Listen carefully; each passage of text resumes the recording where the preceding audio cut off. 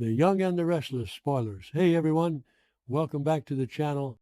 Today is Tuesday, and it is a beautiful day outside, but things are getting incredibly dark and twisted in Genoa City.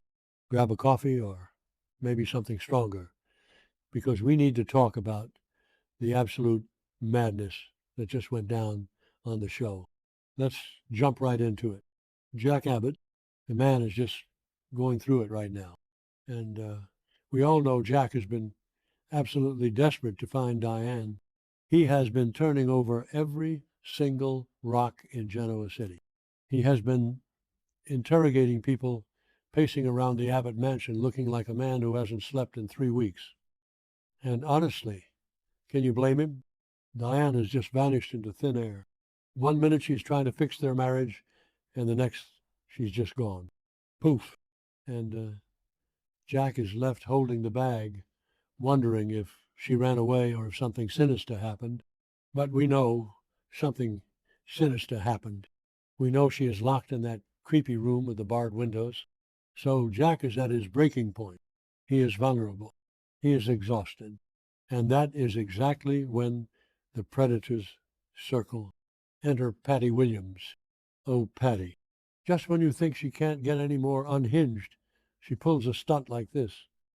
So Patty decides to play the hero, or at least play the twisted game she always plays. She introduces Jack to this so-called genius doctor, Dr. Lawrence Markham. And right off the bat, the vibes are just completely wrong.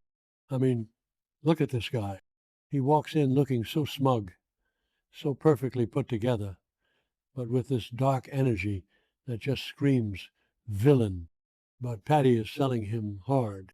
She is telling Jack that this is the man who can help.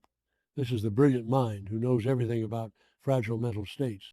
And they sit down to talk, the three of them, Jack, Patty, and the creepy Dr. Markham. And they start spinning this web. They lead Jack down this completely fabricated story. They tell him Diane is broken, that her mind just snapped, that she is in a fragile, dangerous state and needs intense, isolated psychiatric care. They are painting this picture of Diane as a complete lunatic who needs to be locked away for her own good. And the whole time, they are just watching Jack. They are studying his reactions. It is pure psychological torture. They are basically tormenting Jack right to his face. They are taking his love for Diane, his fear for her safety, and they are twisting it like a knife in his gut. They want him to feel helpless. They want him to feel like he failed her. And Patty, oh my gosh, Patty is just eating it up. You can see that sick little glint in her eye. She loves seeing Jack in pain because she thinks it brings him closer to her. It is so twisted, so incredibly toxic. I mean, I completely despise Patty right now for ruining Jack's life. But actually, maybe I have to admit she is a fantastic villain. She really brings the drama. But here's the thing, and this is the part that actually made me cheer at the screen. Jack is smart. Sometimes the writers treat Jack like he is completely clueless, especially when it comes to women manipulating him. But not today. Today, Jack's brain was firing on all cylinders. He sat there listening to this genius doctor and his crazy ex, and you could just see the realization wash over him. He wasn't buying it, not for a single second. Jack realized exactly what their intentions were. He saw right through the lies. He looked at Markham, he looked at Patty, and his internal lie detector just went off. He knew they were playing him. He knew they were the ones responsible for Diane's disappearance. But he didn't flip the table. He didn't start screaming and throwing punches, and that is what makes this so brilliant. So what does Jack do? He plays along. He acts defeated. He lets his shoulders slump. He looks down at his hands, and he pretends that they have broken him. He tells them he needs to process this, that he needs to go home, and he just gets up and leaves.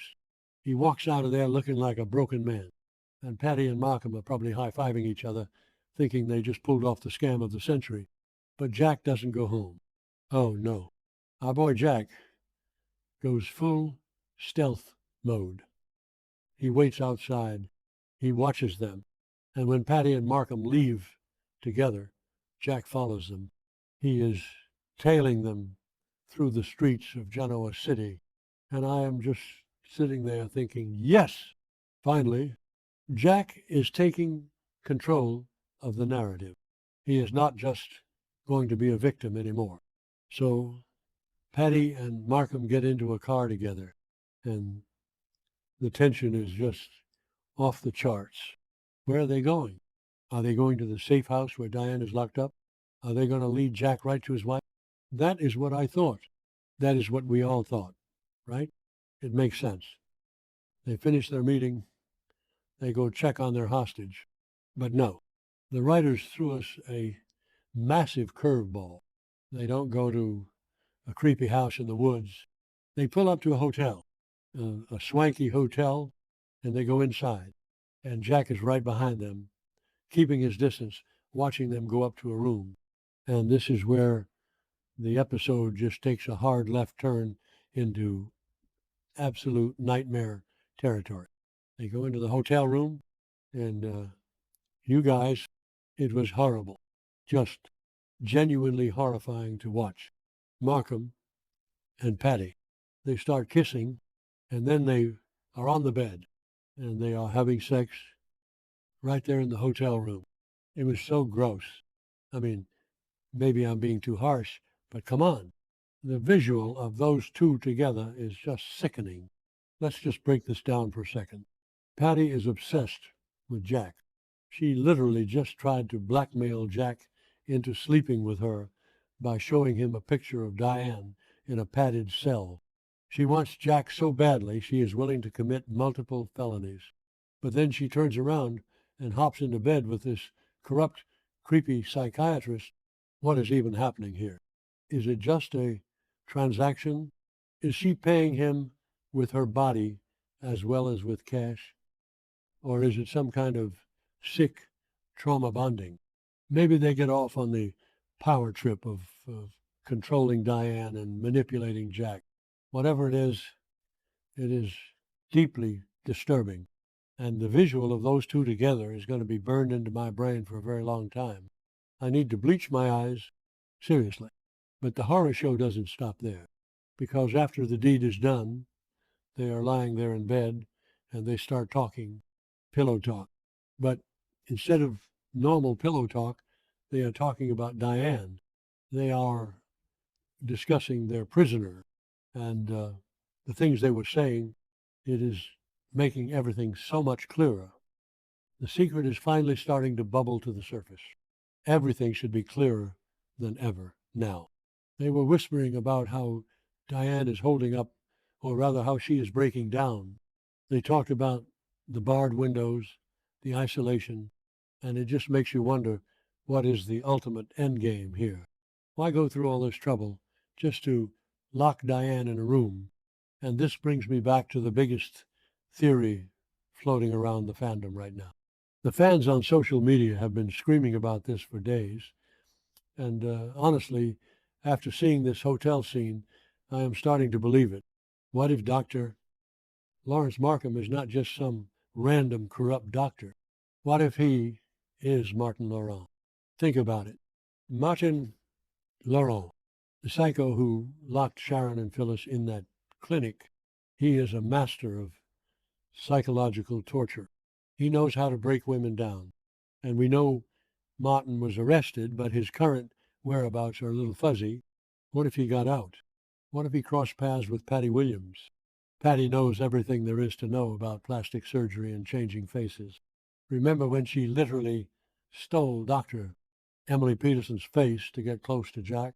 Yeah, we haven't forgotten that little gem of a storyline. So, what if Patty helped Martin get a new face? What if she turned him into Doctor? Lawrence Markham.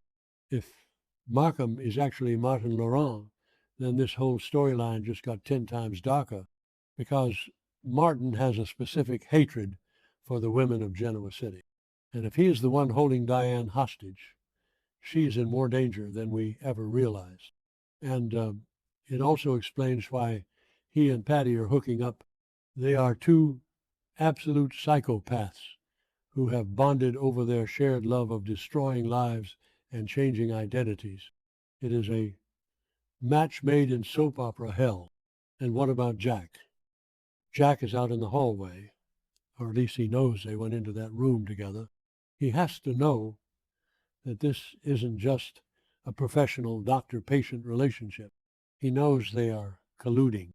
He knows they are intimately involved in whatever scheme is keeping Diane away from him. This is exactly the kind of leverage Jack needs. He has been playing defense this whole time. He has been reacting to Patty's blackmail, reacting to the disappearance, reacting to everything. But now Jack has a piece of the puzzle that they don't know he has. He knows they are sleeping together. He knows the genius doctor is compromised. I just really hope Jack doesn't do something stupid now. You know how he gets. He gets hot-headed. He wants to play the hero. I can totally see him kicking down that hotel room door and demanding answers while they are still wrapped in the sheets. But that would be a mistake. Jack needs to be smart. He needs to take this information to Kyle, or maybe even to Victor. Okay, that sounded crazy. Going to Victor Newman for help, but let's be real. Victor hates Diane, sure, but he also hates when people mess with his family's orbit.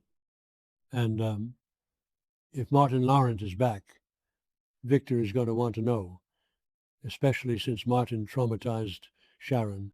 Speaking of Sharon and Phyllis, if Martin is back, those two are going to be dragged right back into the nightmare. The writers have been hinting at Sharon and Phyllis teaming up again.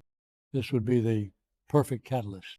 Imagine Phyllis and Sharon having to rescue Diane Jenkins, of all people, from the man who tortured them. The irony is just too good to pass up. But back to the hotel room, I just can't get over how grimy the whole thing felt. The lighting was all dim and sleazy. The dialogue was so manipulative. Patty is just completely lost in her own delusions. She really thinks that by helping this fake doctor torture Diane, she is somehow clearing a path to Jack's heart, who actually believes this is going to end well for Patty. She always ends up back in a padded cell herself.